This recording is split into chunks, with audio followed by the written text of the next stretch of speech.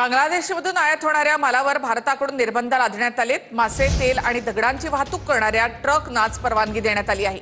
निर्बंध लावल्यानंतर भारत बांगलादेशच्या सीमेवर ट्रकच्या रांगा लागल्यात। बांगलादेशला 66,000 कोटी रुपयांचं नुकसान त्यामुळे होणार आहे। बांगलादेशने ऑपरेशन सिंदूर नंतर घेतलेल्या भूमिकेनंतर हा निर्णय भारताने घेतलेला आहे। तर भारताकडून बांगलादेशच्या कुठल्या वस्तूंवर निर्बंध असतील तर शर्ट, पॅन्ट, टी-शर्ट यासारखे तयार कपडे,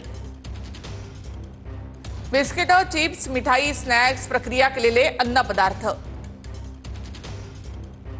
कार्बोनेटेड आणि एनर्जी ड्रिंक्स, बादल्या, खेळणी, खुर्च्या यासारख्या प्लास्टिकच्या वस्तू, सोफा, बेड, टेबल, खुर्च्या यासारखं लाकडी फर्निचर, औद्योगिक दर्जाची कापूस उत्पादनं,